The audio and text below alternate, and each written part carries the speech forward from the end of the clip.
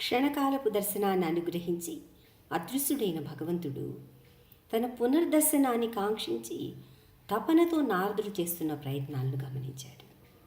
ఆయన కరుణతో ఇలా అన్నాడు: సకృద్యదర్శితం రూపం ఏతత్ కామాయతే అనఘా మత్కామశనకై సాధు సర్వాన్ ముంచతి హృచయా. నువ్వు నా రూపాన్ని ఒక్కసారి దర్శించగలిగావు. నాపై నీకు ఉన్న ప్రేమ భక్తిని వృద్ధి చేయటం కోసమే నేను అలా చేశాను. ఒకసారి నన్ను దర్శించిన తర్వాత పూర్తిగా నీవు ప్రాపంచికమైన వాంఛల నుండి ముక్తుడివి కాగలుగుతావు. వాంఛ అంటే తీవ్రమైన కోరిక. కోరికలు లేకుండా ఎవరూ ఉండలేరు. మనం అనుభూతులు లేని రాళ్ళం కాదు కదా. మనకు ఆలోచనలు, అనుభవాలు, బంధాలు, బాంధవ్యాలు, కోరికలు అన్నీ ఉంటాయి. కాకపోతే అవన్నీ దేహ సంబంధితమైన వ్యక్తులతో, సమాజపరమైన స్నేహాలతో, కేవలం ప్రాపంచికమైన బంధాలను మనం పెంచుకుంటున్నాము. ఫలితంగా బంధనాలలో చిక్కుకుంటాము. ఎప్పుడైతే మనకున్న సహజమైన ఈ వాంఛలన్నింటినీ కృష్ణుడిని సేవించడం వైపు మళ్లించుకుంటామో అప్పుడు మన ఆలోచనలు, అనుభూతులు అన్నీ పరిశుద్ధమవుతాయి. ఆ స్థాయి రావటానికి చాలా కష్టపడాలి. జీవితం నిష్టగా, నియమబద్ధంగా గడపాలి. గృహస్థులకు అటువంటి తపస్య తీసుకోవటం అంత సులభం కాదు. ఎన్నో మొహమాటాలు, బాధ్యతలు ఉంటాయి. వాటిని కృత్రిమంగా వదిలేయలేరు. దీన్ని ఫాల్తూ వైరాగ్యం అంటారు. కృష్ణుడిపైన మనలో అనురక్తి ఎప్పుడైతే సహజంగా ఎక్కువవుతుందో అప్పుడు ఇతర విషయాల పట్ల విరక్తి అనేది కలుగుతుంది. తామరాకుపైన నీటి బొట్టులాగా, అంటే అందులోనే ఉంటూ కూడా దానికి అంటకపోవటం. అనాసక్తస్య విషయాన్. అంబరీష చక్రవర్తి, పాండవులు, ప్రహ్లాదుడు, ధ్రువుడు ఎవరిని తీసుకున్నా సంపదలో మునిగి తేలుతున్న వ్యక్తులే. అయినప్పటికీ వాళ్ళందరూ శుద్ధ భక్తులయ్యారు.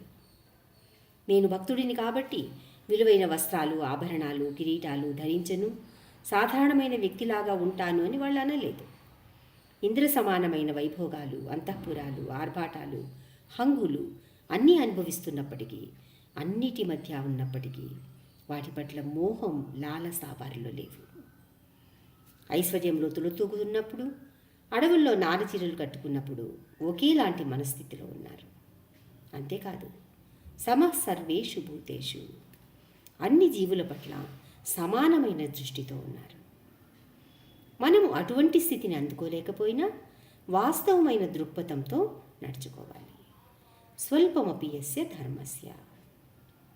ధర్మాన్ని ఏ కాస్త మనం అనుసరించినా ఆ ధర్మం ఎన్నో విపత్తుల నుండి మనలను రక్షిస్తుంది. భగవంతుని సేవ 100కి 100 పాళ్ళు చేయాలి.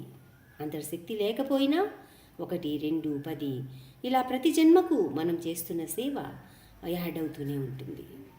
ఎప్పుడైతే అది 100% పూర్తవుతుందో అప్పుడు భక్తి సేవలో పరిపక్వత అనేది కలుగుతుంది.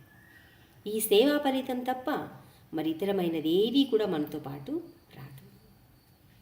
చదువు, సంపద, తెలివి ఎన్ని ఉన్నా ఏ జన్మది ఆ జన్మకే.